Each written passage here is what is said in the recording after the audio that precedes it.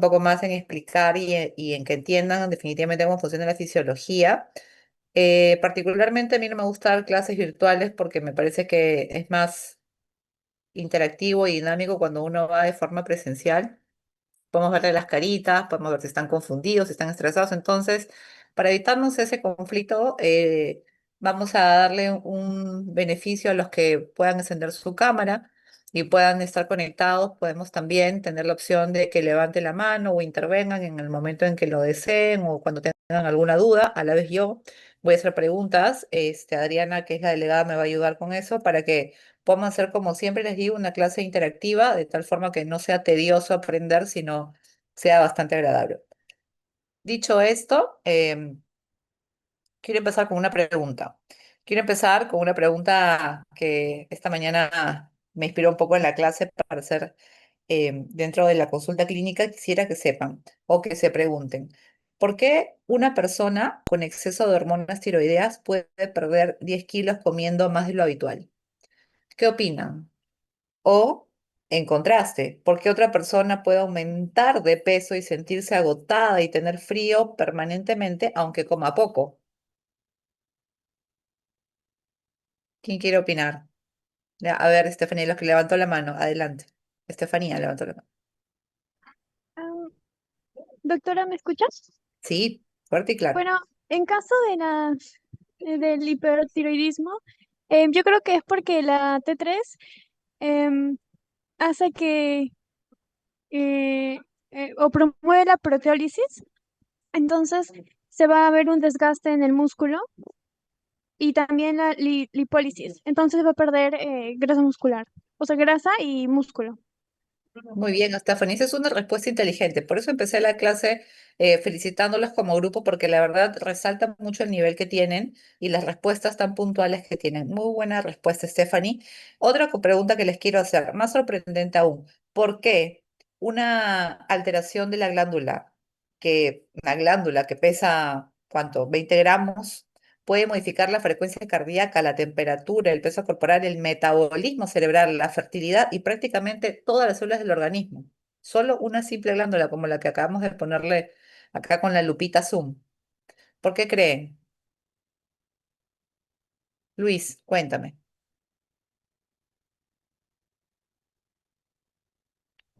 Sí, pero espera, ¿se me escucha? Sí, se escucha. Sí, me parece que es por lo que es la T3, ¿no? Tenemos que darnos cuenta de que la T3 también tiene que ver con Un bastantes poquito más procesos de fuerte, función Luisito, que génica. estás Ah, como con disculpe. interferencia. Sí, lo que pasa es que la T3, bueno, mi compañera primero habló de frente con T3, y es que es la verdad, la T3 también tiene que ver con lo que es expresión génica. Y van a ver, por ejemplo, lo que es expresión génica de, por ejemplo, bastantes genes que tienen que ver con diversas funciones del cuerpo. Usted mencionó función cardíaca. Bueno, ya, por ejemplo, la función cardíaca, la T3, puede llegar a hacer que aumente la transcripción, por ejemplo, de receptores adrenérgicos, ¿no? Que sean más sensibles a la adrenalina, ¿no? Y eso aumenta la frecuencia cardíaca y diversas acciones más. Pero más que nada sería eso, que es como la T3 influye en la expresión génica. Exactamente, Luis, tienes toda la razón. Y definitivamente las respuestas de Stephanie y Luis lo que nos dicen es que la respuesta a estas preguntas que muchos pacientes tienen y muchas personas tienen, es que la respuesta está, nuevamente, como les dije en la primera clase, en la fisiología tiroidea. O sea, una vez que yo entiendo la fisiología tiroidea, yo entiendo la medicina completa y eso es algo que es valioso que sepan porque sé que van a esforzarse y van a continuar esforzándose tratando de entender este tema. Precisamente por eso, como les mencionaba en la primera clase, mucha de mi inspiración para ser endocrinóloga fueron estas clases de fisiología, que en su momento también las dictó el doctor Yoshimito con el doctor Bobodic, a quienes respeto y valoro mucho. Dicho esto, bueno, me presento, soy la doctora Blanca Fuentes Ramírez. Hoy vamos a revisar cómo la glándula tiroides y las glándulas paratiroides participan en algunos de los mecanismos homeostáticos más sofisticados del cuerpo humano. ¿Ok? Vamos a la siguiente. A ver, aquí está. Entonces, yo quisiera que al finalizar esta sesión, ustedes sean capaces de responder tres preguntas principales. ¿Cómo una pequeña cantidad de yodo que obtenemos de la dieta termina convirtiéndose en una hormona capaz de regular el metabolismo de todo el organismo? La segunda pregunta que quisiera que se respondan es, ¿por qué el mismo elemento, el yodo, puede bloquear la función tiroidea en algunos casos y producir hipertiroidismo en otros. ¿Se han dado cuenta a qué me refiero? Y la tercera pregunta es, ¿cómo el organismo mantiene el calcio plasmático dentro de límites tan estrechos que una pequeña variación puede desencadenar tetania e incluso arritmias potencialmente mortales? Si nosotros logramos responder estas tres preguntas, habremos comprendido la esencia de la fisiología de esta clase, que básicamente esto está descrito en nuestro pequeño temario. Entonces, cuando observamos la glándula tiroides, parece una estructura pequeña e inocente. Siempre es curioso analizarlo de esa forma. Sin embargo, cada una de estas células participa en la regulación del metabolismo de prácticamente todos los órganos. Como ya lo han dicho sus compañeros, esta glándula también se encuentra delante de la tráquea y está formada por dos lóbulos unidos por un istmo. Pesa, como lo mencioné hace un momento, aproximadamente entre 15 y 20 gramos en el adulto, ¿no? Y para ponerlo un poquito en perspectiva, pesa más o menos, a ver, como una pila, doble A, más o menos. Sin embargo, controla la velocidad con la que funcionan miles y miles de células en nuestro organismo. De hecho, si elimináramos completamente la acción de las hormonas tiroideas, el metabolismo basal podría disminuir aproximadamente hasta un 40%. O sea, cambiaría completamente la manera en que el organismo utiliza la energía. Dicho esto, vamos a evaluar los datos anatómicos que son importantes en la glándula tiroides. Em, Aquí uno debería conectar la anatomía con la función tiroidea. Por eso es que hay un dato que me parece fascinante. La glándula recibe un flujo sanguíneo aproximadamente de 5 veces superior a su propio peso por minuto. ¿Por qué creen que esta glándula recibe un flujo sanguíneo tan alto? ¿Quién quiere opinar?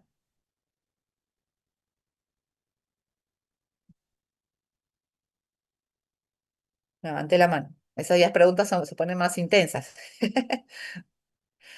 Está complicado. ¿Por qué creen que este flujo sanguíneo es tan importante en la glándula? Yo lo voy a responder. Entonces, esto es porque las hormonas tiroideas no están destinadas a actuar localmente.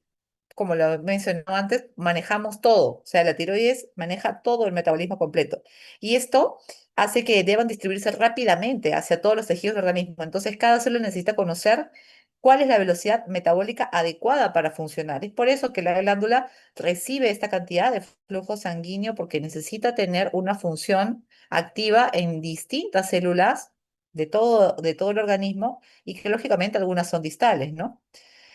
Entonces, en cuanto a la histología tiroidea, aquí debemos crear una imagen mental. Nosotros podemos imaginar, imagínense miles de pequeñas esferas microscópicas agrupadas dentro de una glándula, como foto. Imagínense un montón de esferas y cada una de estas esferas es un folículo tiroideo. Y cada folículo, como una pequeña fábrica, miren este folículo, cada folículo, como una pequeña fábrica, hormona, genera una hormona autónoma, cada folículo. Entonces, lógicamente sabemos que almacena el material necesario para producir hormona durante semanas o incluso durante meses. Luego podemos irnos acá para ver el coloide y el coloide tiene una característica que es única. La mayoría de las glándulas endocrinas almacenan hormonas dentro de sus células. Las tiroides almacenan también fuera de ellas. Entonces, ¿cómo es posible? O sea, es tan fascinante la tiroides. Sí, de hecho, de eso hay algunos endocrinólogos que hasta se ponen tiroidólogos porque es muy, muy fascinante. Entonces, ¿cómo podemos entender esto? Tenemos que analizar básicamente la histología del folículo tiroideo. Esto es fisiología pura, ¿no? O sea, nosotros tenemos que observar, a ver si lo pongo acá en esta diapositiva, en el folículo tiroideo. Creo que acá se ve mejor, acá. Entonces, tenemos que entender la polaridad celular. La cara basal mira hacia la sangre, la cara apical mira hacia el coloide, y esto significa que la célula recibe materia prima desde los capilares y fabrica hormonas hacia el coloide. Entonces, la arquitectura ya no está mostrando cómo funciona la fisiología. Yo podría decir aquí que la anatomía siempre anticipa un poco la función porque es en cuanto a esta anatomía que definitivamente marca la función. Podemos ver en esta imagen, como les mencionaba, ¿no? La membrana apical, la membrana basal, el capilar sanguíneo. Verán, se habrán dado cuenta ya que yo las diapositivas no las leo, igual esas se las estoy dejando para que ustedes lo puedan revisar. Básicamente me esfuerzo en que entiendan un poco. En esta última nomás, cabe señalar que la cavidad central del folículo tiroideo está rellena de una sustancia coloide que es el almacén de la tiroglobulina. Y este nombre lo graben de manera importante porque la tiroglobulina como tal va a ser una de las Bs de nuestra clase del día de hoy. ¿A alguien se le ocurre por qué la tiroglobulina es tan importante? ¿Quién quiere levantar la mano? porque gracias a ella sale la T3 y T4. Sebastián, no te escuché bien. Porque gracias a ella me parece que la T3 y T4, ¿Por qué? ¿Qué? ¿Porque la T4 porque, qué? porque gracias a la tiroglobulina, la T3 y la T4 pueden salir.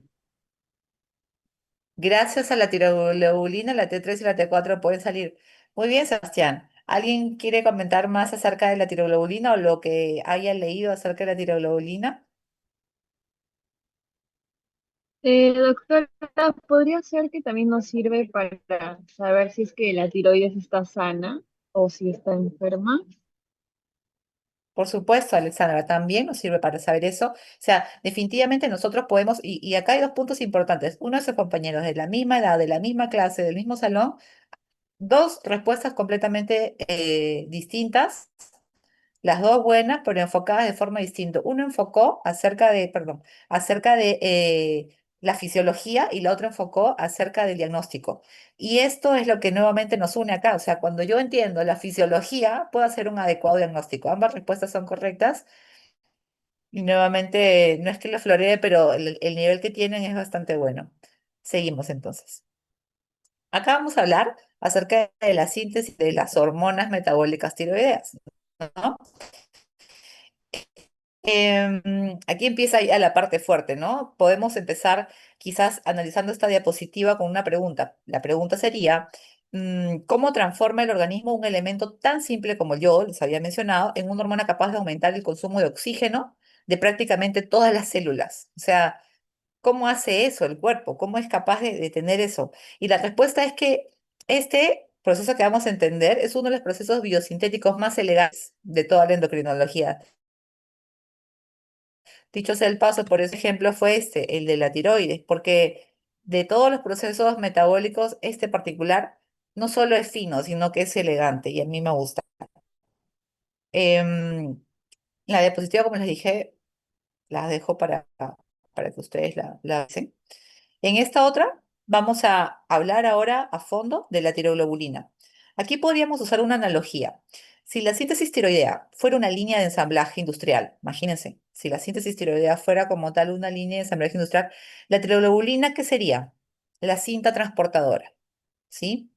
Como mencionaba Sebastián, todo ocurre sobre la tiroglobulina. Cada molécula contiene aproximadamente 70 residuos de tiroxina. Sobre esos residuos se construye la T3 y la T4. Entonces, es mejor recordarlo de esa manera, me parece. Acá les voy a poner un video que no es de mi autoría, pero me sirvió mucho en su momento para poder entender a qué me refiero con la síntesis. Y quiero que después me comenten ustedes si lo entienden también. Hola a todos, mi nombre es Manuel Arlocea y en este video vamos a hablar acerca de la síntesis de hormonas tiroideas. En este esquema podemos observar una parte del folículo tiroideo. Aquí vemos una célula folicular, hacia adentro el espacio llamado coloide y hacia afuera un vaso sanguíneo. El primer paso para la síntesis de estas hormonas es la captación de yoduro. ¿Cómo se capta? A través de un simportador de yoduro de sodio. ¿Qué es lo que va a hacer? Cotransporta un ion yoduro a lo largo de dos iones de sodio. Entonces, observamos, el yoduro con el sodio van a entrar a la célula folicular. Esto es por una hormona llamada TSH, que significa hormona estimulante de tiroides, y es producida en la adenohipófisis, recordemos. Ahora, el segundo paso es el transporte del yodo hacia el coloide. Entonces, para que este yodo, este yoduro, pueda pasar hacia el coloide, se necesita de una molécula de contratransporte de cloruro yoduro, que se llama pendrina.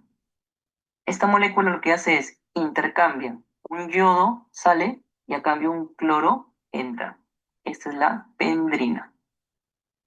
En este momento tenemos el yoduro ya en el coloide. Entonces nos detenemos aquí. Al mismo tiempo, en las células foliculares empieza la síntesis de tiroglobulina. Esta tiroglobulina es una molécula que se va a producir en el retículo endoplasmático, se ensambla después en el aparato de Golgi. Aquí tenemos la tiroglobulina y está formada por más o menos unas 70 moléculas del aminoácido tirosina. Y verificamos la tirosina. Esta tiroglobulina va a ser expulsada a través de exocitosis hacia el coloide. Ahora, es la oxidación. ¿Para qué? Este yoduro tiene que unirse con la tirosina, pero así en forma de yoduro no se puede unir, se tiene que oxidar. Y para eso funciona la enzima llamada peroxidasa, que funciona como una molécula de peróxido de hidrógeno, que lo que va a hacer es captar los electrones que salgan al momento de la oxidación. Entonces, esta peroxidasa hace que este yoduro se convierta en yodo molecular. Y este yodo ya se puede unir con la tirosina. Ese es el quinto paso, la yodación de la tirosina para formar la T1 y la T2, que significa monoyodotirosina y diyodotirosina. Siguiente paso, se van a acoplar estas T1 y T2 para formar la T3 y la T4, que significa triyodotironina y tetrayodotironina, que son las hormonas tiroideas. En el siguiente paso se va a almacenar estas hormonas que se acaban de formar, la T1, la T2, la T3 y la T4, se almacenan unidas a la tiroglobulina. Y en un momento, esta agrupación es expulsada a través de pinocitosis en unas vesículas hacia las células foliculares. Entonces va a pasar del oide a las células. Una vez que llegan a las enzimas lisosómicas van a separar a esta tiroglobulina de las otras cuatro moléculas. Entonces, eso se da por las enzimas, una de ellas las proteasas. Se descompone y vamos a obtener T1, T2, T3 y T4. La T1 y la T2 se van a desyodar, entonces se le va a quitar el yodo para poder reciclar ese yodo y volverlo a utilizar. Eso sucede a través de la enzima llamada desyodasa. Entonces le quita el yodo y ese yodo vuelve a ser utilizado. Por otro lado, la T3 y la T4, como son liposolubles, pueden atravesar la membrana basal de la célula folicular fácilmente y se dirigen hacia la sangre. Entonces aquí lo vemos en la sangre. Y aproximadamente el 99% de la tiroxina y de la triyodotirolina se transporta a través de proteínas plasmáticas, siendo la más importante la globulina fijadora de la tiroxina. Va a ser transportada hacia la sangre para realizar sus funciones. Este fue el resumen de la síntesis de las hormonas tiroideas. Recuerda, si te gustó, si te sirvió, compártelo. Y ¿Qué les pareció? ¿Se Sí, entendió? doctora, sí se entendió. ¿Se entendió cómo la tiroglina? Ahora, de este videíto les cuento que salen todas las preguntas de esta clase. O sea, básicamente debemos saber Ana, que la dale. síntesis tiroidea es una historia. ¿Sí? Alguien nos interrumpió. Hola. A ver, Adi, controla a tu gente que no prendan el micro si no van a intervenir. Em, Nos perdimos. A ver, ¿qué les está diciendo? Ya, de la síntesis, ¿no es cierto? Entonces, básicamente la síntesis de estas hormonas tiroideas es la vedette de nuestra clase el día de hoy. Y quiero que entiendan la síntesis tiroidea como una historia que comienza con el yodo presente en los alimentos y termina como una hormona que modifica la expresión de cientos de genes, ¿sí? Eso es importantísimo. Entre ambos extremos, entre esta síntesis tiroidea del yodo y la modificación y la expresión de cientos de genes, ocurren 6 pasos perfectamente coordinados como los han visto en el video, y entonces sería importante que nosotros podamos en esta clase desglosar cada paso, ¿no? Hasta aquí, ¿alguien se atreve a desglosar el primer paso?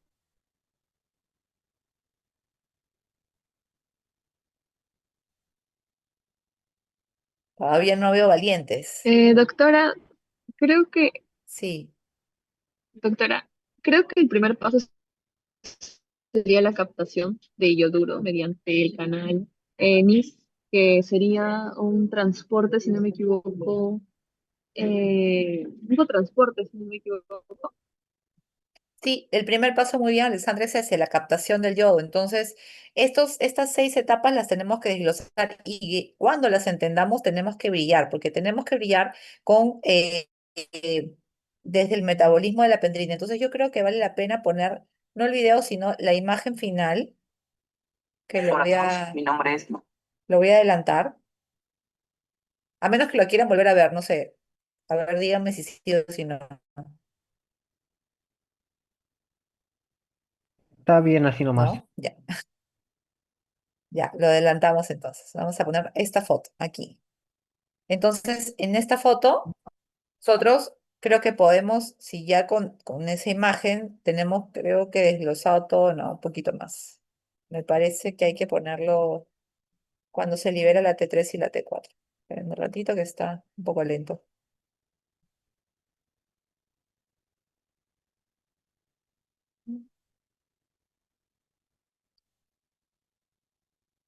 Está pausado el programa.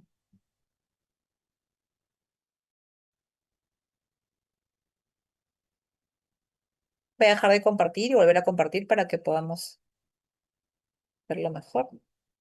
A ver,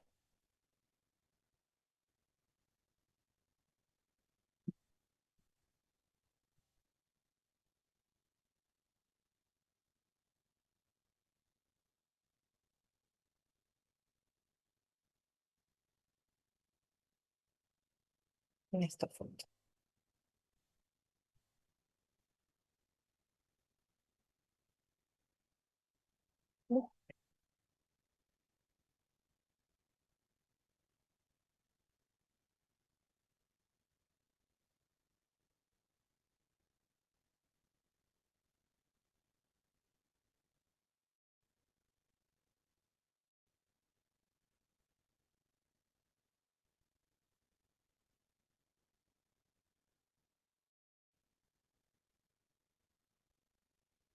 Listo, ya está. La tecnología, muchachos. A ver, me avisan cuando la podamos compartir, lo vemos entonces. Hola a todos. Quiero verlo hasta acá. Entonces, Alexandra, estábamos hablando de la captación de yodo, ¿no? Entonces, la primera parte de la síntesis de estas hormonas es la captación de yoduro. Ahora, aquí, ¿qué es importante recordar? ¿Qué mecanismo de transporte es? Transporte, ahí les puse en la foto. ¿Qué mecanismo de transporte es? Muy bien. Entonces, aparte de Alexandra, si seguimos, la segunda parte importantísima sería el transporte de yodo al coloide. ¿Esto a través de qué se hace? A través de un anticuerpo, doctora, utilizando la pendrina. La pendrina. Pregunta de examen, la pendrina, la vedette de todas, la culpable de la situación. Entonces, imagínense que esto ocurre, o sea, ustedes pueden imaginar que esto ocurre en nuestras células en una glándula tan chiquitita. Yo lo veo hasta fascinante cuando trato de entenderlo. Entonces, la segunda parte es el transporte del yodo al coloide a través de la pendrina. Sigamos. Quiero que lo repito porque después van a entender el motivo por el cual quiero que graben cada proceso. ¿Cuál es la tercera parte? ¿Quién quiere comentar? Doctora, la tercera parte del proceso es continuar es la síntesis de la propia tiroglobulina en la cual se encuentran las hormonas, mejor dicho, los restos de tirosina con los cuales se va a sintetizar las hormonas tiroideas. Y, es, y esta te debe exocitar de la célula. Muy bien, ya recuerdo esa vocecita. Este compañero fue el que intervino en la pizarra en la primera clase, que creo que va a ser endocrinólogo. Así que en cuanto al tercer proceso, es importante que entiendan esta síntesis de tiroglobulina. Y su compañero Luis y Sebastián también hablaban de esta tiroglobulina en especial. Y yo les había dicho que era importante. Ahora entienden por qué es importante. ¿Quién quiere dar su opinión hasta aquí?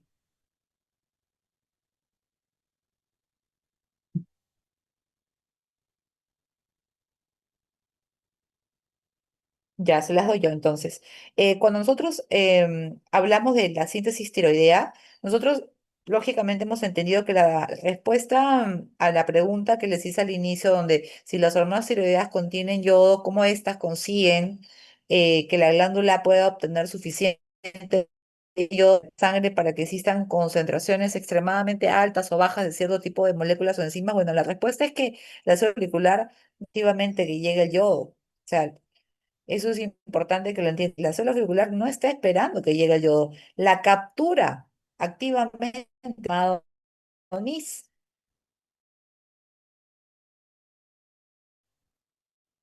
¿Por qué? ¿No es cierto? Se llama zinc. Este es el que está acá, que no mencionaron.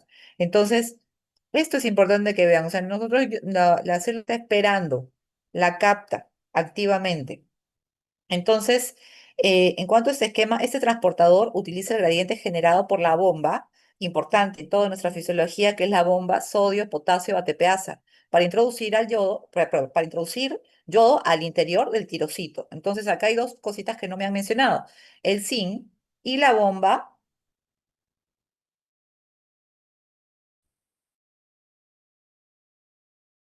¿Cuál es importante? Esta bomba es la más poderosa, esa se mete en todos nuestros sistemas y en nuestros mecanismos. Entonces, gracias a este mecanismo de yodo, la célula puede ser entre 20 y 40 veces superior a la concentración. Entonces, hay un dato importante que más o menos, si lo pueden pensar, es tu mismo sal yodada, no sé, sal yodada, pescado, termina concentrándose selectivamente dentro de una glándula de apenas 20 gramos, ¿imagina? O sea, es importantísimo.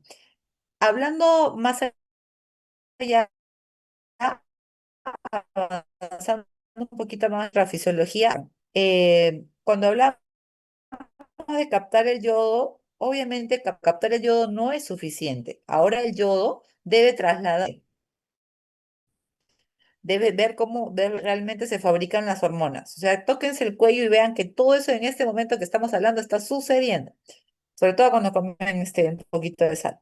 Aquí interviene una proteína llamada, ya la han mencionado, pendrina, cuya función es transportar el hilo del interior del tirocito hacia la superficie apical en contacto con el coloide. Esa es la función de la pendrina. Entonces, fíjense cómo la fisiología aprovecha la polaridad celular que vimos hace un momento en la anatomía. La célula recibe el yodo por una cara y lo libera por otra. ¿Vieron por qué era importante esa polaridad? O sea, recibe el yodo por la izquierda y lo libera por la derecha, por decirlo de alguna manera. Y esta estructura está diseñada específicamente ¿para qué? Para producir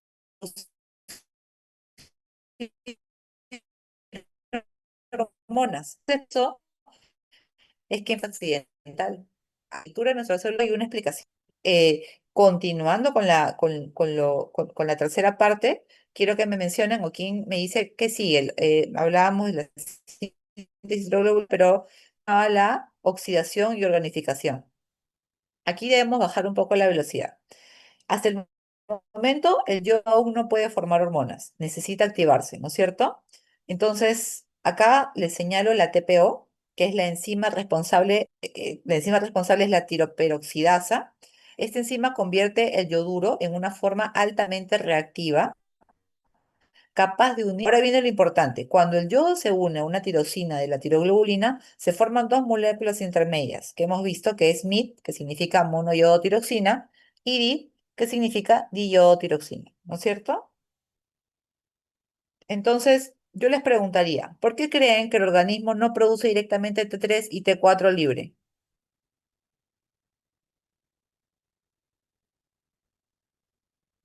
Ahí sí tiene que responder alguien.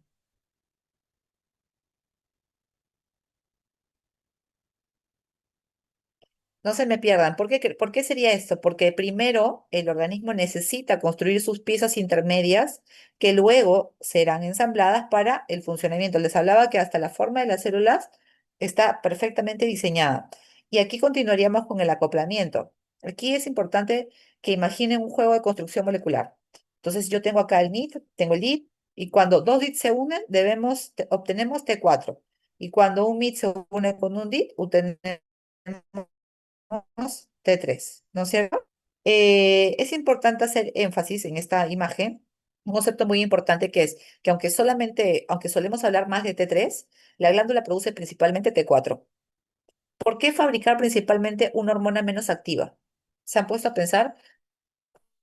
Siempre preguntan, ¿no? ¿Cuál es la hormona activa? ¿Cuál es la menos activa? ¿Por qué la doctora nos dice que hay que pedir para hacer un diagnóstico T4 libre si la T3 es poderosa? Estoy confundido. ¿En este punto tienen ustedes esa confusión o alguien lo tiene un poco más claro?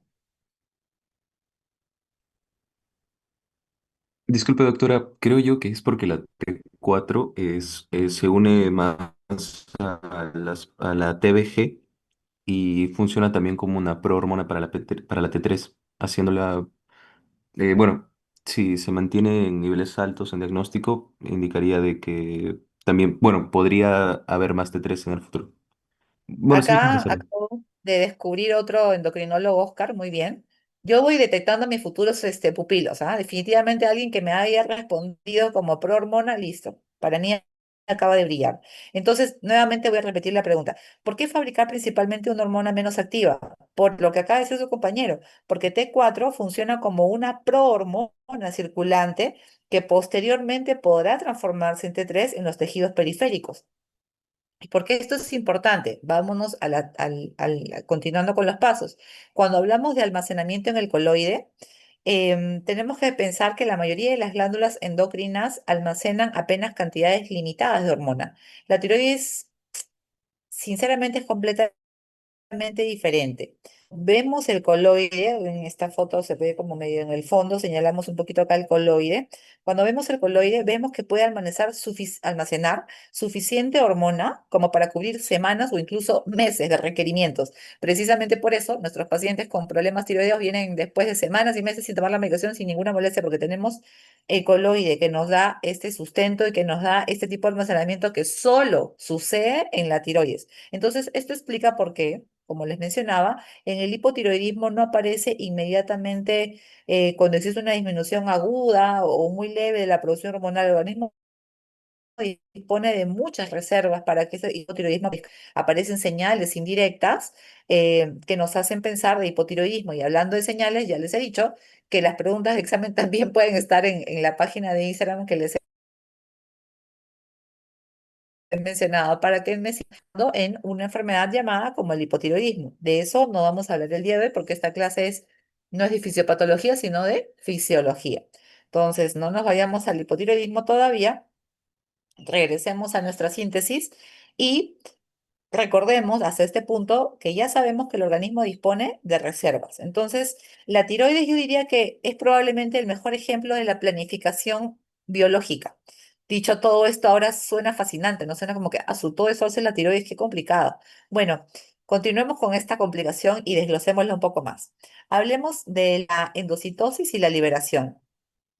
Aquí es importante tratar de completar la historia. Cuando el organismo necesita hormonas tiroideas, habíamos hablado en la primera clase, la TSH, que es la hormona estimulante, estimula al tirocito.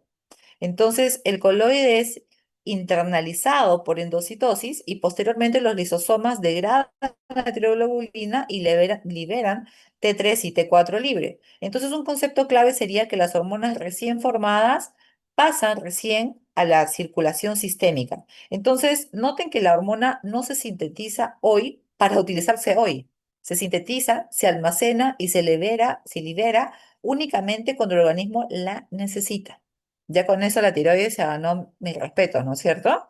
Hasta aquí, ¿tienen algún comentario, algo que quieran aportar?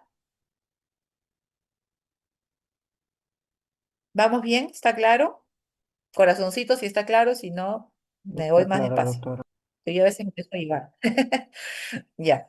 Entonces, continuemos con el reciclaje de este yodo. Hasta la tiroides hasta es recicladora, mira qué pro.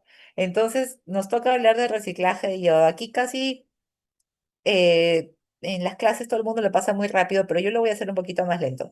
En el reciclaje del yodo, la naturaleza, como les decía, es extraordinariamente eficiente. Las moléculas, tanto las MIT y las DIT, yo los digo en inglés porque lo aprendí en inglés, pero MIT y ya lo saben, no fueron utilizadas, desperdician, ¿no? Por ejemplo, intracelular recupere y usarlo en nuevas rondas de síntesis. Este mecanismo adquiere especial importancia en las regiones donde la disponibilidad de yodo es limitada, ¿no? Nosotros en nuestro país teníamos zonas endémicas de deficiencia de yodo. Es por eso que había muchas poblaciones donde las personas tenían algo que se conoce como que en el cuello. ¿Quién sabe qué pasaba en las zonas endémicas sin yodo? Doctora, Bocio, doctora. Bocio, muy bien. Entonces, habían zonas endémicas. Ahora, ¿quién me dice cuáles eran las zonas endémicas sin yodo? Aún siguen siendo algunas, pero casi muy poquitas. ¿Cuáles eran las más frecuentes?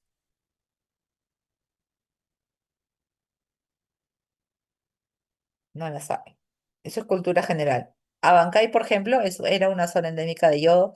Hasta hace poco aún sigue siendo, pero cada vez menos gracias al sal que puede llegar ahora. Antes no se usaba sal, se usaba sal de piedra, entonces las personas tenían más bocio. Sin irnos muy lejos de nuestra síntesis de las hormonas tiroideas, vamos a terminar con el transporte de la T3 y la T4 en el plasma. Entonces, si las hormonas tiroideas son lipofílicas, ¿cómo logran viajar por un medio acuoso, como la sangre? ¿Qué unir esa proteína. necesitan? Proteínas transportadoras. Muy bien, Miguel. Muy bien. Otro endocrinólogo que he detectado, que es Miguel, también es muy pro. Entonces, la principal de esas proteínas, ¿cuál es? TBG. ¿Qué es la TBG? Globulina transportadora de tiroxina, ¿no? Entonces, más del 99% circula unidad de proteínas y menos de 1% circula libre. Y si solamente la fracción libre tiene actividad biológica, ¿qué opinan? ¿Eso es correcto? Sí, Sí, es ¿Solamente la fracción libre tiene actividad biológica? ¿Sí o no?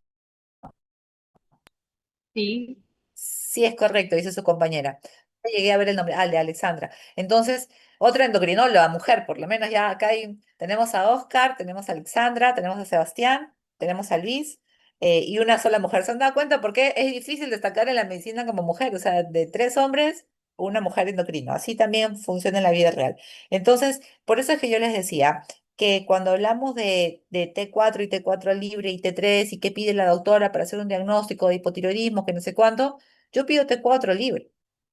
O sea, y a veces en los laboratorios, pero ¿para qué no me pides la T3? Pero que es potente. Porque la respuesta la acaban de decir ustedes, porque en la práctica clínica la fracción libre es la que tiene mayor actividad biológica. Por tanto, es la que nos da diagnóstico, ¿no? Entonces, ahora llegamos a uno de los conceptos más elegantes de la fisiología aún. La mayor parte de la T3 no proviene directamente de la glándula. Eso ya lo hemos visto.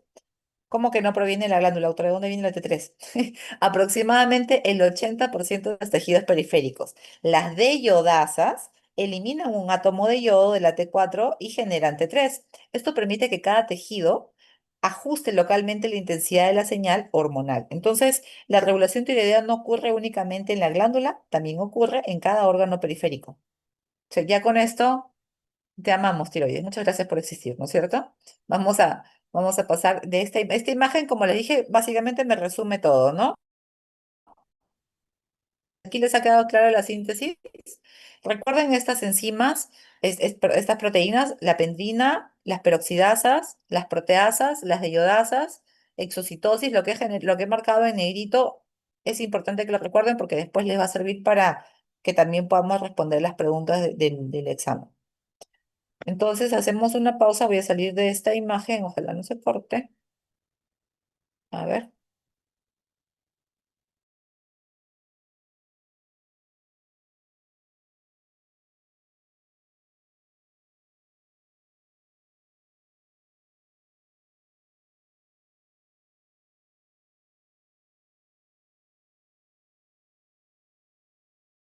Ok, entonces yo esto de acá es lo que viene. Ay, para.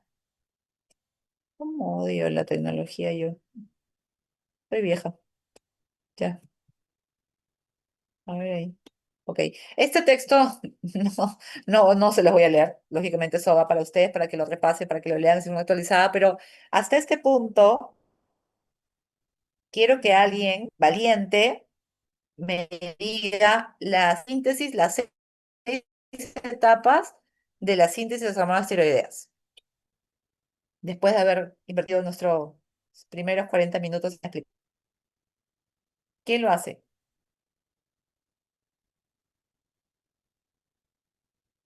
Alexandra, no me falles, por favor. Doctora, bueno, primero creo que sería, como usted mencionó, la captación de lo que sería el yoduro mediante el transportador MIS, que es un cotransporte que utiliza también lo que sería la bomba de sodio y potasio a su favor, ¿no? Para poder funcionar. Eh,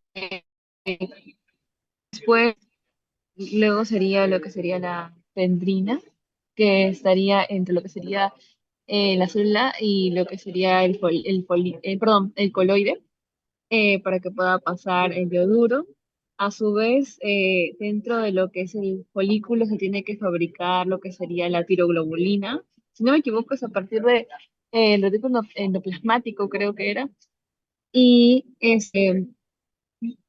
cuando tengamos estos dos estratos dentro de lo que sería el coloide, se tendría que juntar mediante primero la oxidación de lo que sería el yoduro a yodo, mediante la peroxidasa, si no me equivoco.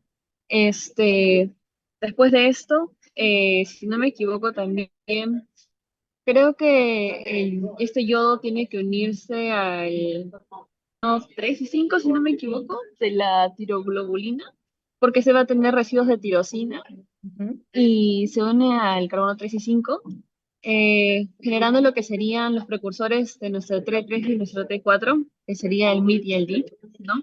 Y estos se van a conjugar después para poder formar lo que sería, o sea, conjugar o acoplar, ¿no? Para formar lo que sería la T3 y la T4, que mediante una proteólisis y exocitosis se liberarían de lo que sería la célula para poder funcionar. Y después también se puede ver lo que también sería mediante la D2 o la desyodasa, nosotros a partir de T4 podemos obtener T3, que sería el gatillo, por así decirlo, porque va a ser la que más va a cumplir funciones dentro de nuestro organismo. Muy bien, Alessandra. Definitivamente es muy clara la presentación que ha hecho Ale y además nos ayuda también a más o menos fijar estos conceptos que son importantes, poder recordarlos y desglosarlos para luego entender cómo así esto antes a la medida de que nosotros tenemos ciertas patologías o ciertas enfermedades, ¿no es cierto? Entonces, fijado esto, vamos a continuar. Como le dije, esto lo van a leer muy lentamente. Estos mecanismos los hemos explicado ya. Para. Aquí me quiero detener un poco porque en esta imagen también es un poco lo que Ale les decía y lo que yo les mencionaba. Y las hormonas tiroideas sabemos que son diferentes, ya lo tenemos claro, a muchas otras hormonas, ¿no? No actúan principalmente sobre receptores de membrana, actúan sobre receptores nucleares, dato muy importante. La T3 entra al núcleo, esta se une a receptores específicos y modifica la transcripción genética. Imagínense que una T3 modifique la transcripción genética, o sea, si yo pudiera sacarla, podría hacer más cambios en la medicina. Entonces, eso siempre lo entiendan. Las hormonas tiroideas no aceleran directamente el metabolismo, modifican la programación genética que determina cada función celular. Eso hacen las hormonas tiroideas. O sea, son unas diosas. Entonces, sí existen efectos fisiológicos de todos estos mecanismos. Ahora entendemos por qué una glándula tan pequeña puede producir estos efectos tan amplios, porque claro, si me modifica todo, por ejemplo, nos vamos a ir a ver acá a los efectos. Aquí están los efectos. Por ejemplo, en el corazón aumenta la frecuencia cardíaca, la contractibilidad. En el sistema nervioso favorece la maduración cerebral y el estado de alerta. Estas hormonas tiroideas en su estado basal. Recuerden, o sea, puede haber hiper, puede haber hipo, pero ahorita estamos entendiendo la fisiología, o sea, estamos lo normal, lo que debería suceder. Entonces, ¿cómo lo podríamos cambiar? Esta hormona tiroidea regula la frecuencia cardíaca, la contractibilidad en cuanto al corazón. En el sistema nervioso podríamos decir que favorece la modulación cerebral y el estado de alerta. En el músculo incrementa el consumo energético, ¿no? En el tejido adiposo aumenta la termogénesis. Entonces, no existe, yo diría que prácticamente ningún tejido que escape al influir.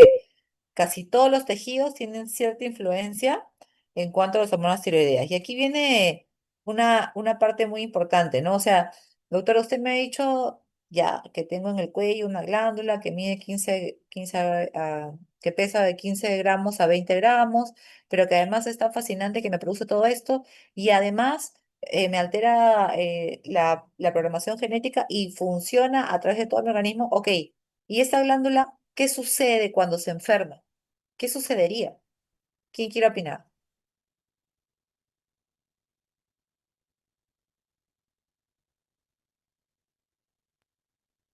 Sí,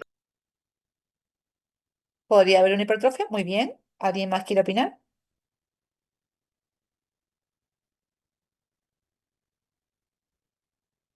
Bueno, vamos a entenderlo despacito. Como les dije, estamos solamente tratando de razonar, no estamos hablando de fisiopatología. La hormosíntesis tiroidea está aquí resumida, la tienen. El eje hipotálamo hipófisis lo saben mejor ustedes desde la primera clase y eso los hizo destacar y hace que me resulte interesante poder dictarles clase a una audiencia con un nivel que vale la pena mencionar, es muy buen nivel. Tenemos las enfermedades de la tiroides, también esto es para que lo lean, no es mi intención ahorita que hablemos del hipertiroidismo ni del Graves, pero sí quisiera que nos vayamos directamente un poquito a la clínica para llamar su atención que existe una triada diagnóstica en el hipotiroidismo, que es cuando la glándula tiroidea produce cantidades de hormonas tiroideas más de lo habitual, y esa triada diagnóstica la sabemos ya que es hipotiroidismo, bocio difuso y oftalmopatía. Miren esta sintomatología.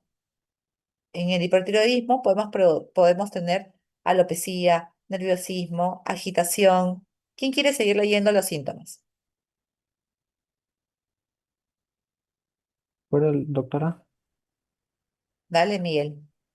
bocio, graves intolerancia al calor, hipertensión arterial sistemática, temblor, taquicardia, pulso vivo, arritmias supraventriculares, piel caliente o húmeda, metrorragias, impotencia, infertilidad, debilidad, miopatía, diarrea, osteoporosis, mixedema pretibial, reflejos exaltados, disminución de peso. Muy bien, Miguel. Miguel, aparte de endocrinólogo, creo que también va a ser orador, tiene muy buen tono de voz. Te felicito, Miguel, por tu lectura. Em, es importante esto. Los médicos aquí, cuando yo tenía su edad, hace pocos años, y miraba estos síntomas, a mí me parecía fascinante poder pensar que una glándula o una hormona liberada por esta glándula tan chiquitita que está en el cuello, me podía generar tanta sintomatología y decía, si me pongo maquiavélica, un médico tiene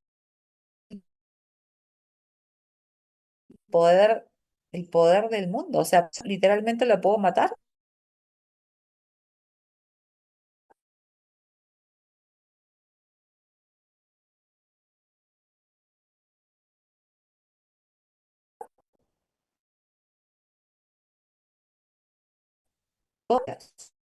¿No? Y hay un paréntesis entre teología a una reflexión. Nosotros, dentro de los médicos endocrinólogos, tenemos lamentablemente a veces muchos otros médicos no médicos, incluso o charlatanólogos, como le decimos algunos, que para bajar de peso, por ejemplo, estuvieron dando durante muchos años unas pastillas que ellos mismos inventaban, ya más o menos sabrán a quiénes me refiero, que tenían en su compuesto hormona tiroidea, que hacía lógicamente que bajaran de peso.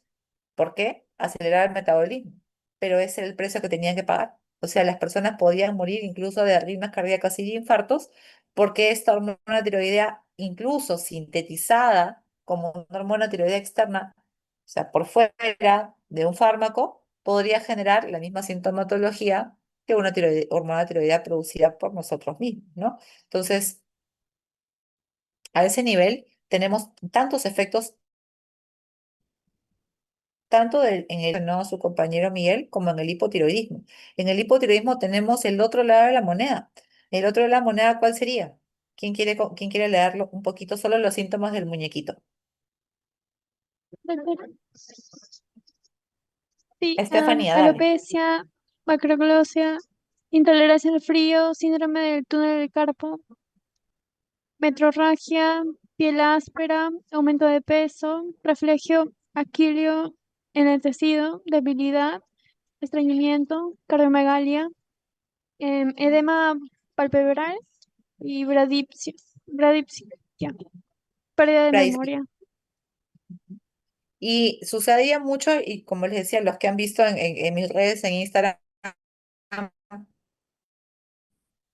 hicieron una entrevista de televisión y yo mencioné este síntoma. O sea, sí, son los más frecuentes que en el hipotiroidismo subas de peso, estés cansado, tengas mucho sueño, pero hay un síntoma que a mí me llama la atención, sobre todo en pacientes que están empezando a hacer hipotiroidismo subclínicos, que es la pérdida de la memoria o la bradisiquia.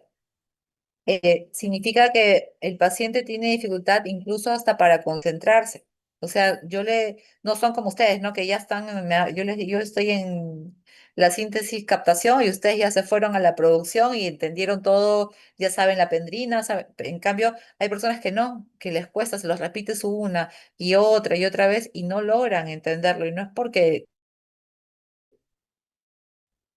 no es muy probable que tengan estos cuadros de hipotiroidismo donde las hormonas tiroideas están disminuyendo. Que no los pongo para entender ahora el hipotiroidismo porque no es motivo de esta clase, sino para que esta fisiología llame su atención y atención quieran entender cómo así se produciría un hipotiroidismo, cómo así podría yo bloquearlo, cómo así podría tratarlo y cómo así podría evitar todas estas sintomatologías que se presentan tanto por exceso de la hormona como por disminución de la misma, ¿no? Hasta aquí, ¿alguien tiene algún comentario o alguna duda? Porque en esta clase también quiero desarrollar y resolver algunas de sus dudas en cuanto al funcionamiento de la glándula tiroides como tal y a las más frecuentes que son estas. ¿Alguien tiene algún comentario? Sí, doctora, disculpe, quería preguntarle que en el caso de los hipertiroidismo, el problema cardíaco no venía directamente de la bomba de sodio y potasio, sino era por la sobreexpresión de los beta-receptores en el miocardio. O, bueno, bueno, más que todo eso había leído, que el problema de cardíaco era por el exceso de los beta-receptores y cualquier aumento de las catecolaminas puede causar arritmias o problemas cardíacos. Muy bien, Oscar. Esa pregunta es importante. Otra vez, Oscar, un fisiólogo, eh, que nos hace esta un poco pensando, y la duda de él es, ¿cómo así se produce el efecto cardiovascular? O sea, y lamentablemente la respuesta es que, Oscar, viene de los dos lados. Viene tanto porque hay personas que tienen alteraciones en el receptor, que cuando tenemos alteraciones en el receptor de la insulina en ovario poliquístico, son del receptor, a la vez exceso, o sea, tengo sobreexpresión de receptores y además exceso de hormona. ¿Qué me va a procesar en el corazón? Eso, justamente, Oscar. O sea, falla cardiovascular inminente debido a estas situaciones. Y aquí tengo que aclararles que no todas las personas son iguales. O sea, los pacientes como tal, así tengo un mismo diagnóstico, son totalmente distintos. Son personas que pueden tener alteraciones en los receptores, pueden tener predisposición genética, pueden tener también pueden venir de zonas endémicas de falta de yodo, pueden haber recibido malos tratamientos. Entonces, sí es cierto que yo entiendo la fisiología, pero además amplío mis horizontes y entiendo también que cada paciente es un mundo distinto. Aunque tengan el mismo diagnóstico, cada persona puede tener una configuración en cuanto a su sistema metabólico completamente distinto a la que tengo al costado, ¿no? Muy bien, Oscar, por tu acotación, eso es muy importante. O sea, aquí hay un chico que está tratando de entender la causa de estos síntomas, ¿no? Antes de cerrar, nosotros acá tengo que cambiar de diapositiva porque hay que poner el efecto Wolff-Chaikov. Voy a cambiar de presentación. Aquí estamos nuevamente. Entonces, vamos a hablar, dicho todo nuestro nuestro pequeño 2 minutos vamos a hablar de un efecto que siempre es pregunta de discusión, de examen y demás, que es el efecto Wolff-Chaikoff, ¿no? Estoy segura que muchos ya lo han escuchado, de hecho estoy segura también que antes de venir a clase lo han leído. Entonces lo que yo voy a hacer es básicamente traducirlo, ¿no? Plantear una situación aparentemente lógica.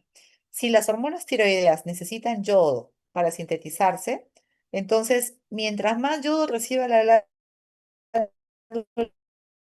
glándula, más hormonas que pongan como corazón los que creen que sí, con los que crean que es falso. Quiero ver sus reacciones. Hasta ahora van ganando lo cierto.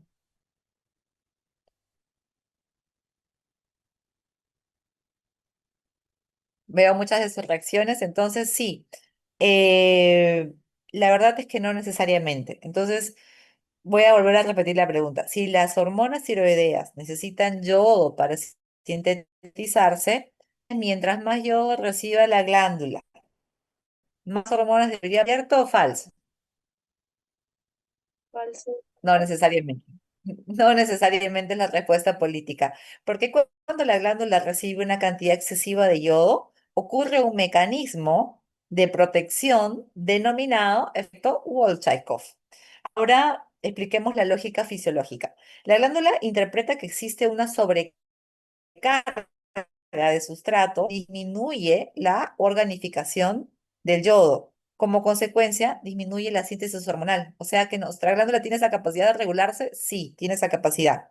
Entonces, es como si la glándula dijera, tengo demasiado material, voy a atender la producción antes de perder el control. O sea, a ese nivel de control es la glándula tiroides. Entonces, este fenómeno explica por qué en algunas situaciones utilizamos grandes cantidades de yodo para disminuir temporalmente la producción hormonal en pacientes hipertiroideos. Ahora entienden por qué les hice esa pregunta al inicio de la clase. Entonces, doctora, hay pacientes que tienen hipertiroidismo y entonces yo he escuchado ahí en las redes que les ponen yodo a los pacientes hipertiroideos.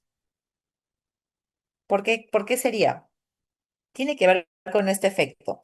Les voy a desglosar un poco cómo funciona, ¿no? Entonces, fíjense en algo que es importante, ¿no? O sea, el mismo elemento que se necesita para producir hormonas puede, con este mismo exceso, bloquear una producción, si es posible. Entonces, si este efecto fuera permanente, si el efecto del Wolff-Chaikoff fuera permanente, si lo analizamos, todos desarrollaríamos hipotiroidismo, porque cada vez que consumimos mucho yodo, pucha, la glándula se paraliza y nos da, se detiene el proceso, entonces no debo comer mucho yodo, entonces, doctor, yo ya no voy a comer sal porque usted me ha dicho que hay un efecto Wolff-Chaikoff. ¿Es así o no?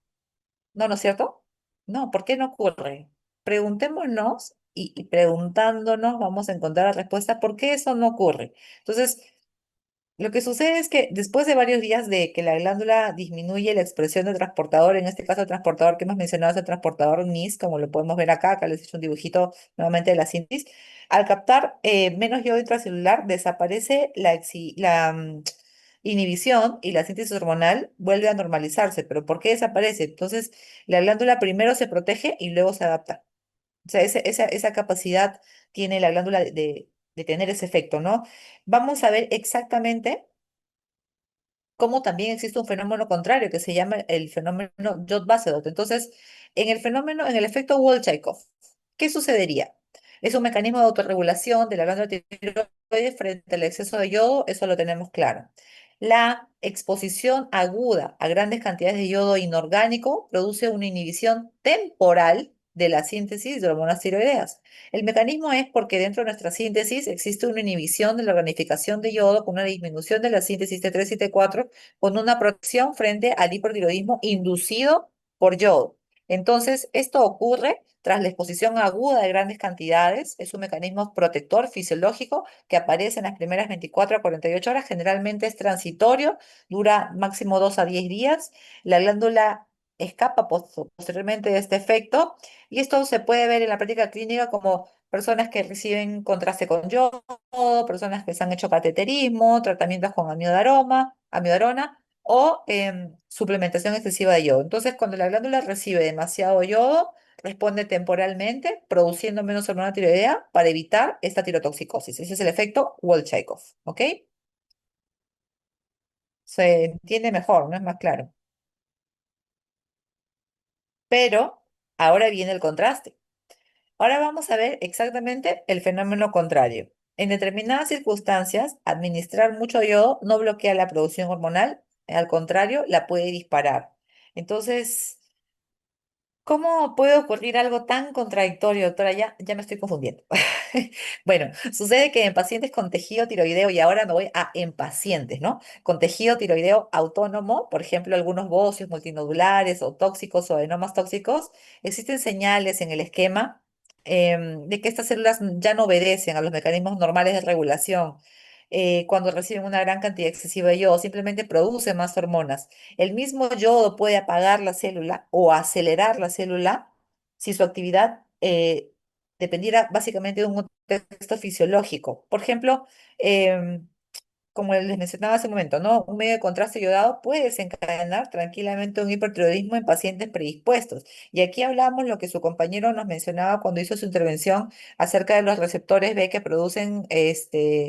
producen cardiotoxicidad o producen exceso de la frecuencia cardíaca en pacientes predispuestos. Entonces, échate a buscar si yo soy la afortunada ganadora que tiene más activos mis receptores. Ya fui, porque si me hacen un contraste iodado, voy a poder tener tranquilamente o desarrollar un efecto llamado Jod Basedow. Y este efecto es un hipertiroidismo inducido por yodo en las glándulas autónomas. Sucede en personas con autonomía tiroidea y aumenta la síntesis de liberación y hormonas tiroideas produciendo hipertiroidismo. Entonces, ¿cuál me produce? Ahora voy a hablarles a ustedes. ¿Cuál me produce hipo? ¿Qué efecto me produce hipotiroidismo? Al unísono, abra micrófono. El Wolff-Chaikoff. Wolff-Chaikoff. Wolff-Chaikoff. Wolff-Chaikoff. ¿Y qué efecto me produce hipertiroidismo? Jod Basedow. Joe Yo, Bastow. Ya lo tienen, ¿ok? Entonces, ese es el contraste de los dos, de los dos mecanismos y los dos fenómenos magníficos que los médicos fisiólogos se matan tratando de explicarse. Yo se los he puesto de la forma más clara posible. Uno me produce hipo, otro me produce hiper. Pero todos tienen que ver con el exceso de yodo. ¿Y de qué depende? De la pregunta del millón, de cada paciente y la predisposición que éste lo tenga. Entonces, acá les he hecho una comparación. En el Wolff-Chaikoff, la tiroides es normal. En cambio, en el Jod Basedow hay una tiroides con predisposición. En el Wolff-Chaikoff existe un exceso agudo de yodo. En el Jod Basedow existe un exceso de yodo. En el Wolff-Chaikoff existe una inhibición de la organificación y síntesis hormonal. Y en el otro hay un aumento de la misma. En el Wall-Chaikoff existe una disminución de la T3 y la T4 y en el otro hay un aumento de la misma. En el Wall-Chaikoff hay una protección frente al hipertiroidismo y en el otro aparición de hipertiroidismo. Esa es la gran dicotomía que muchos colegas se matan tratando de explicarles y creo que se los he dejado más o menos claro, ¿no es cierto? Entonces, en glándulas autónomas, el yodo en exceso actúa como combustible que aumenta la producción hormonal llevando al hipertiroidismo. Eso es todo el efecto Basedow. Entonces, ¿quién me lo podría explicar en forma clara y en menos de 30 segundos el Wolff-Chaikoff?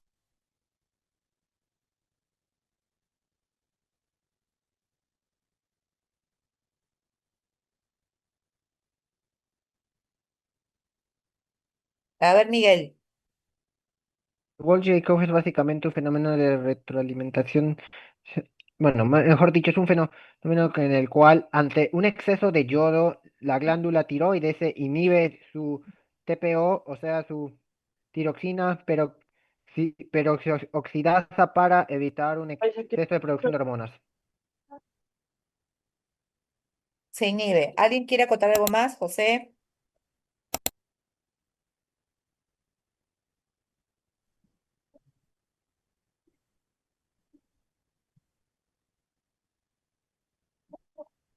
¿Se inhibiría también el NIS para que no entre yodo? Exactamente. Muy bien, Estefanía. Eso es lo que necesitaba que me digas, porque de eso va a venir la pregunta de tu examen. Muy bien, entonces, dicho esto, muy bien, chicos, el nivel que tienen definitivamente A1. Dicho estos dos efectos, continuando con la clase, ahora vamos a hacer una transición a la paratiroides. Entonces, vamos a empezar diciéndoles, como siempre, una pregunta. ¿Cuál creen que es la concentración de calcio plasmático compatible con la vida?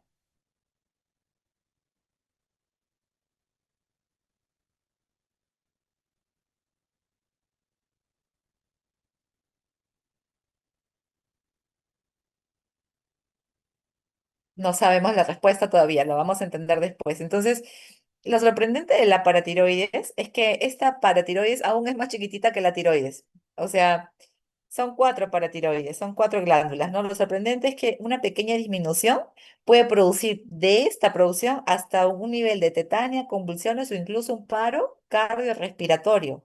Entonces, a la vez, una pequeña elevación puede alterar la función neurológica, renal y cardiovascular. Todo con cuatro pequeñas glándulas que figuran ahora en este esquema. Miren cómo están aquí. Si esta es nuestra tiroides, aquí están las cuatro paratiroides, a un costadito. Entonces, por eso es que el organismo ha desarrollado uno de los sistemas de regulación más precisos en toda la fisiología endocrina, la tiroides y la paratiroides, ¿no? Entonces, vamos a entender un poco la anatomía de la paratiroides para poder desarrollar o desglosar un poquito más esto, ¿no? Las glándulas paratiroides suelen ser cuatro pequeñas glándulas estructuradas y localizadas en la cara posterior de la tiroides.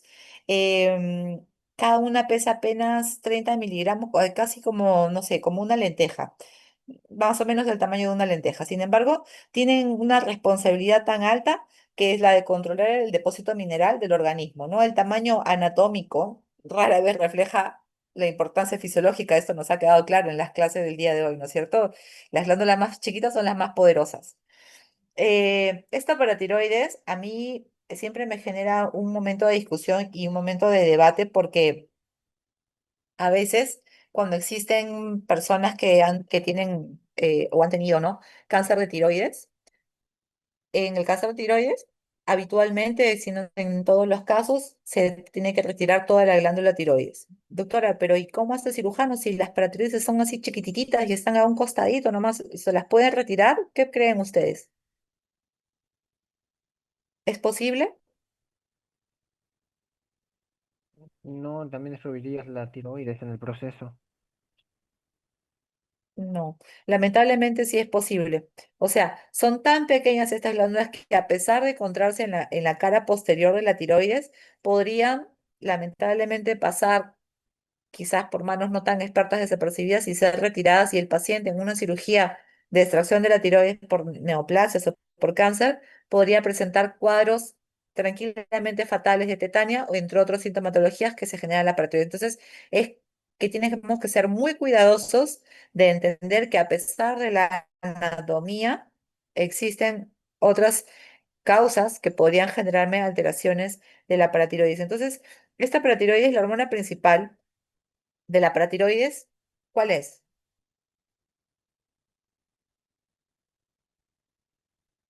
PTH, ¿no es cierto? A ver, ¿qué controla la secreción de la paratiroides?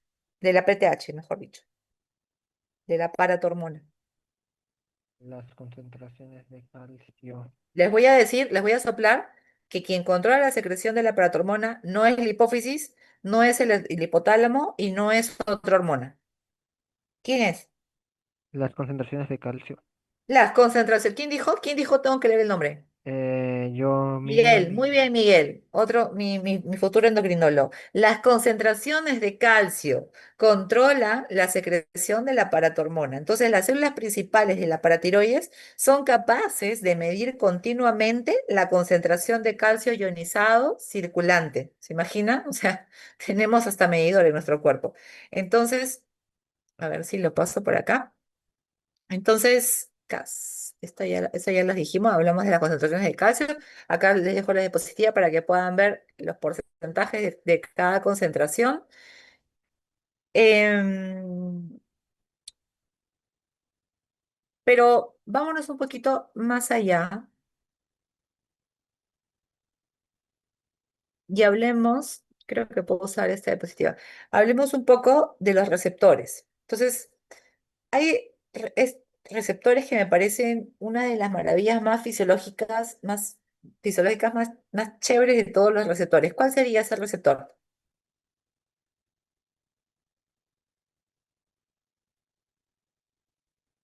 hablando de este tema.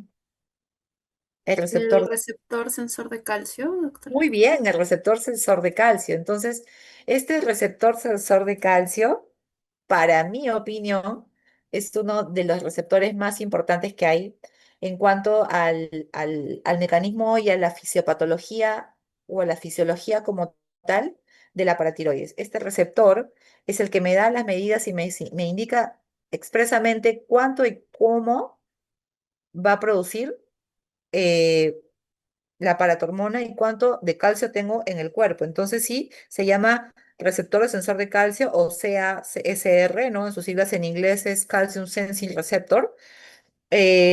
Y funciona literalmente como un detector biológico de calcio, se los he explicado ya. Y cuando el calcio está alto, el receptor se activa y bloquea la liberación de paratormona. Y hablábamos en la primera clase que esto sucede mucho en la fisiología y sobre todo en la endocrinología. Tenemos efectos que sí son de feedback positivo y negativo. Entonces, cuando el calcio está alto, el receptor se activa y bloquea la liberación de paratormona. Y cuando el calcio disminuye, ¿qué sucedería?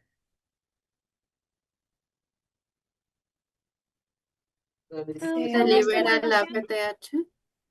Se libera la PTH. Muy bien, me encanta. Esa es la respuesta correcta. Entonces, la paratiroides no necesita esperar órdenes del cerebro, toma decisiones directamente en función del calcio circulante. ¿A quién les recuerda eso? A las mujeres, que toman decisiones directamente. Eso es un comentario muy feminista, pero a la vez podría ser machista si lo quieren tomar así. O sea, eh, esta paratiroides definitivamente es tan autónoma que no necesita ni esperar ninguna orden del cerebro para tomar decisiones porque su mecanismo de acción es totalmente distinto. Entonces, pero ¿cómo así se regula? Entonces, empecemos con una analogía, la regulación de la PTH.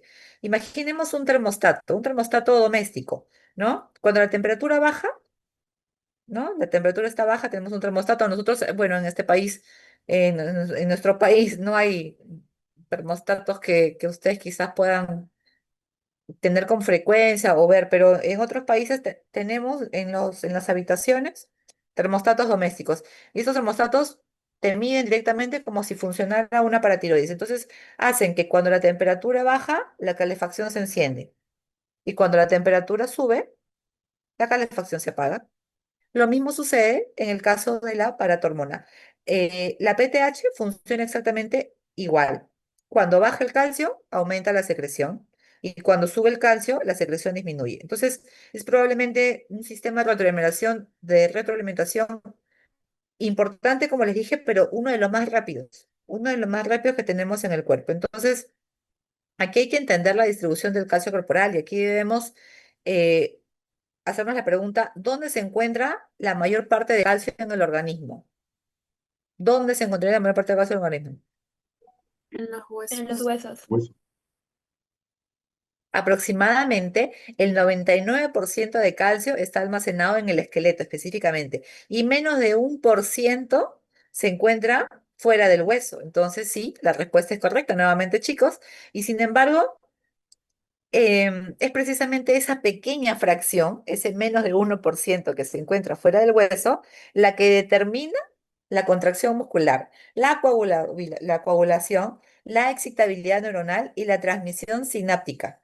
O sea, doctora, tanto para el hueso y al final lo otro me regula todo. ¿Cómo es esto? Sí, así funciona. Esa es la paratiroides. Entonces, la fisiología suele depender tanto de pequeñas cantidades como de enormes consecuencias. Sería mi respuesta ante los comentarios que habitualmente escucho mucho en clase, ¿no? Entonces, vámonos un poco a las funciones. Aquí nos vamos a preguntar, ¿qué ocurriría si elimináramos el calcio del organismo durante algunos minutos? ¿Qué pensaría? A ver, si yo elimino el calcio de mi organismo, lo elimino porque tengo una varita mágica fisiológica y lo elimino durante unos minutos. ¿Qué sucedería? Lo primero que sucedería. Mm, profesor, creo que pues primero sé lo que es tétano, ¿sí? O sea, porque ya no, es una sensibilidad muy grande, ¿no? Pero lo que es a lo que son contracciones y todo ello. Muy bien, Sebastián. ¿Alguien más se le ocurre qué más sucedería? Si yo elimino el calcio de mi organismo en este momento, acabo de eliminarles el calcio a todos ustedes del organismo. ¿Qué sucedería? Se perdería la meseta cardíaca. Muy bien. ¿Otra? Tetania. Muy bien. ¿Otra? Los huesos perderían su estructura. Si yo, muy bien, Miguel, si yo eliminar el calcio del organismo durante algunos minutos, por ejemplo, no habría contracción muscular adecuada. Lo principal, lo más rápido. No habría contracción muscular adecuada y resulta que tenemos un órgano que se llama corazón. Entonces, lo primero que me podría suceder es una afectación cardiovascular porque no habría contracción muscular adecuada, no habría liberación normal de neurotransmisores, la coagulación, lógicamente, también se alteraría, la conducción nerviosa sería normal. Por eso es que el organismo estaría dispuesto incluso a sacrificar hueso para mantener estable el calcio plasmático, ¿no? Esta frase es oro porque así sé que si tengo esas reservas yo puedo sacrificar hueso para mantener estable el calcio plasmático. ¿Le suena alguna enfermedad? Osteoporosis. Muy bien, muy bien. Entonces, bienvenida a la menopausia y la osteoporosis. O sea, resulta que nuestros mecanismos nos acompañan desde que nacemos hasta que vamos envejeciendo. Y dentro de ellos, el organismo, al estar dispuesto a sacrificar hueso para mantener estable el calcio plasmático, tiene relación con lo que su compañera mencionaba. ¿Cómo se llamaba su compañera? No, no vi el nombre. Yo me Ah, acuerdo de los nombres. Alice. Alice, muy bien, Alice. Entonces, pensemos un poquito en la acción del aparato hormona. Aquí debemos construir una regla mental. Escribamos mentalmente. Para PTH, o sea, para hormona, sube el calcio. Yo acá usaría la pizarra, pero lamentablemente no estoy con ustedes. La PTH sube el calcio. Entonces, decimos, si recuerdan una sola frase de toda esta sección, quiero que sea esta. La PTH, la paratormona, aumenta el calcio plasmático. Ahora la pregunta es, ¿cómo lo consigue? Tienes tres órganos blancos, hueso, riñón e intestino también directamente. Entonces, desmontemos un mito de que la PTH no destruye directamente el hueso. Eso es importante que lo entiendan. Los receptores de la PTH se encuentran principalmente, sí, en los osteoblastos, ¿ya? Eh, los osteoblastos producen, ¿qué producen? Empieza con R. Rank L. Muy bien, voy a llorar. Muy bien, chicos, producen rank L. ¿Y rank L qué hace? Se encaja con el rank del preosteoclasto para Para que madure a osteoclasto y libere calcio del hueso hacia la sangre.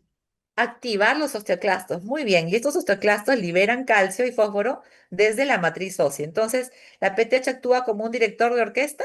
Sí, ¿no es cierto? Y las células ejecutan la resorción, las células que ejecutan la resorción son los osteoclastos.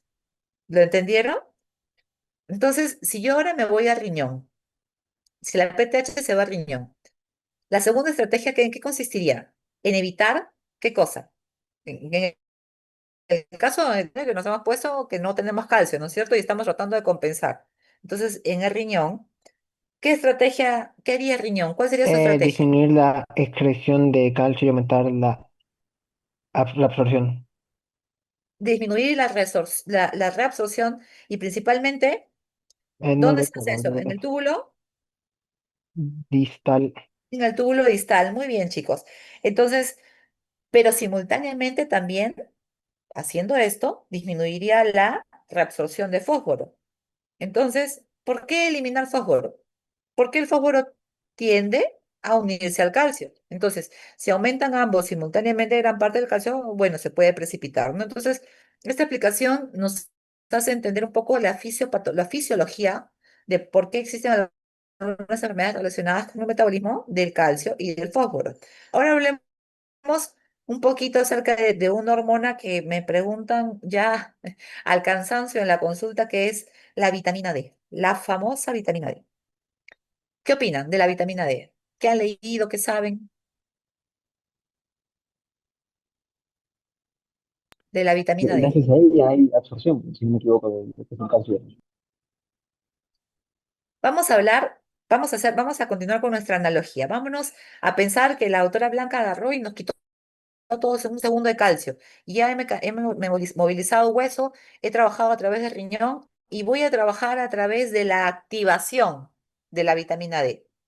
La tercera estrategia de la PTH incluso podría ser más elegante porque no moviliza calcio, no ahorra calcio, sino que la PTH estimula la enzima. ¿Cuál enzima? Uno Alfa alfa hidroxilasa. hidroxilasa renal. Muy bien. Y esta enzima transforma la vitamina D en calcitriol. Y el calcitriol aumenta la absorción intestinal de calcio. Entonces la PTH no solo corrige el problema actual, sino también garantiza suministro futuro. Entonces, ¿se imagina?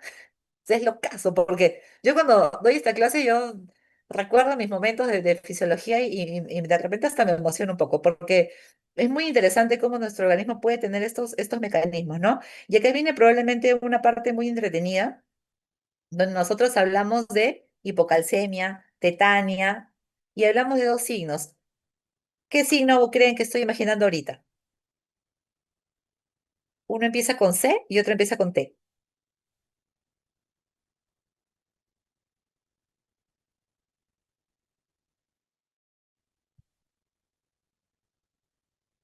¿Nadie se le ocurre? Puede ser, no me fallen, muchachos. Signo de Chopstek, ¿no recuerdan? Nunca lo hemos visto. Signo de Trousseau,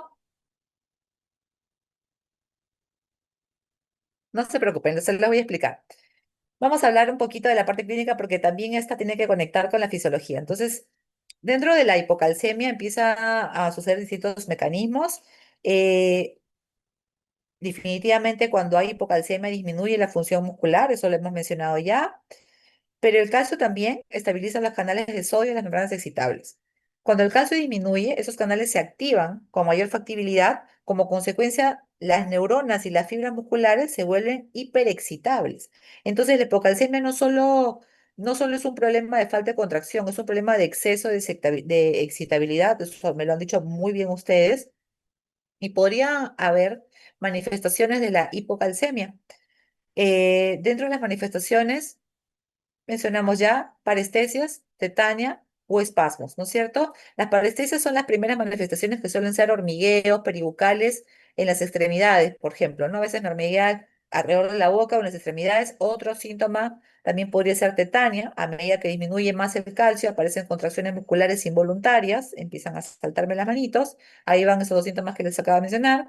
Y el espasmo carmopedal, que ya es la clásica mano obstétrica, ¿no?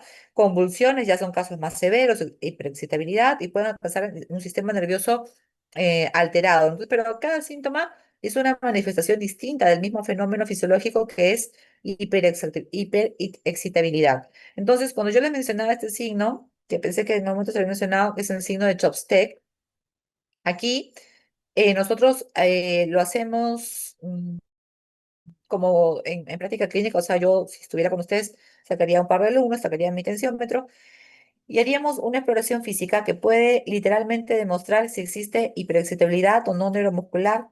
Es percutir el nervio facial. Al percutir el nervio facial aparece una contracción de los músculos de la hemicara. Entonces no estamos estimulando el músculo, estamos estimulando un nervio anormalmente excitable. Y esta exploración física nos permite visualizar la fisiología en tiempo real. Al revés, el signo de Trousseau, si tuviera que elegir un signo clínico sensible a hipocalcemia, elegiría el signo de Trousseau porque eso se hace con un tensiómetro donde al inflar el manguito de presión arterial se produce una isquemia transitoria.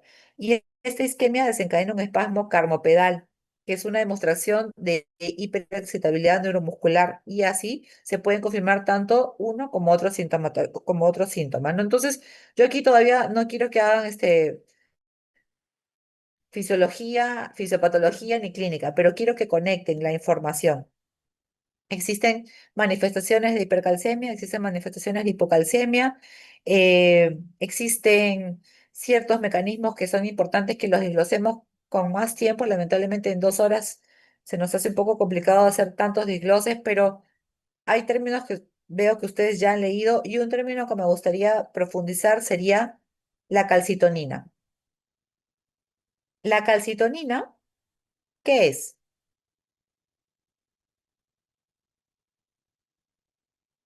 Nosotros a veces como estudiantes podríamos sobreestimar esta hormona, pero la calcitonina, cuando descubrimos la calcitonina, podríamos pensar que es la antagonista fisiológica principal de la PTH, pero en realidad es un poquito más complejo que eso. Casi muy pocos médicos profundizan acá. Cuando hablamos de calcitonina, esta es producida por las células C de la tiroides, inhibe la actividad osteoclástica. Sin embargo, en el adulto, su papel fisiológico es relativamente limitado comparado con la PTH, la vitamina E, definitivamente, pero la homeostasis cotidiana del calcio depende mucho más de PTH que de la calcitonina, es verdad. Pero cuando integramos todo esto, debemos saber que hasta ahora hemos estudiado cada hormona por separado, ahora vamos a integrarlas.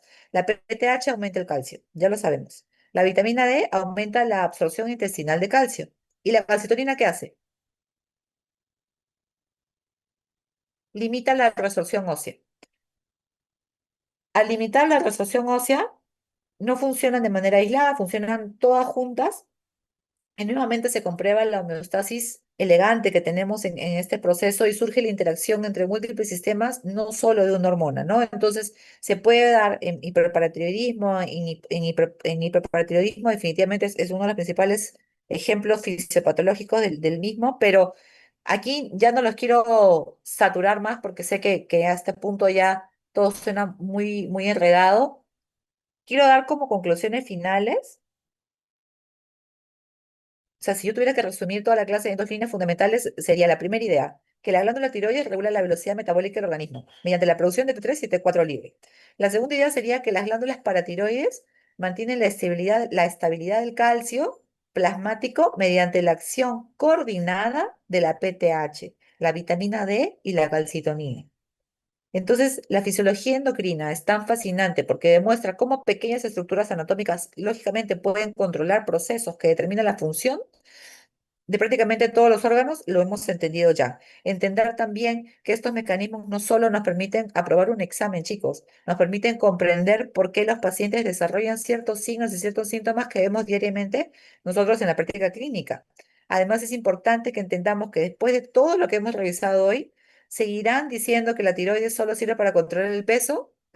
¿Qué me responden? No, ¿Que sí? ¿Que sí o que no?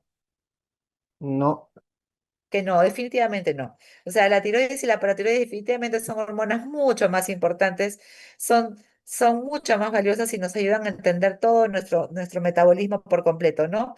Entonces, quédense con la idea de que la fisiología no es solo una colección de datos para memorizar, ¿no? O sea, aquí por más que claro, se han dado cuenta que en PTH casi no les puse muchas diapos porque es básicamente para que lo entiendan. O sea, no se trata de datos para memorizar, es el lenguaje que nos permite entender por qué los pacientes presentan ciertos signos o síntomas que observamos diariamente. Hoy hemos visto cómo la glándula tiroides, que tiene 20 gramos, puede regular la velocidad metabólica. Lo hemos visto, cómo comprendemos prácticamente que todo el organismo puede ser regulado por una glándula del tamaño de una lenteja. Lo hemos visto, pero cuando comprendemos estos mecanismos, chicos, dejamos de memorizar enfermedades y empezamos a entenderlas. Empezamos a entenderlas y empezamos a preguntarnos cómo pueden fallar, cómo las podemos arreglar y cómo las podemos tratar. Entonces, la homeostasis como tal suele pasar desapercibida porque ocurre básicamente en silencio, ¿no es cierto? No movemos, no la vemos, no la escuchamos, la homeostasis. Sin embargo, detrás de cada latido cardíaco, de cada contracción muscular, de cada pensamiento que tenemos en este momento, existe una compleja red de mecanismos fisiológicos trabajando de manera coordinada. La tiroides, la paratiroides son un extraordinario ejemplo de lo que les he mencionado y comprender esto les va a ayudar muchísimo para su futuro médico. Entonces, quiero terminar con esta reflexión. Quiero agradecerles por su atención.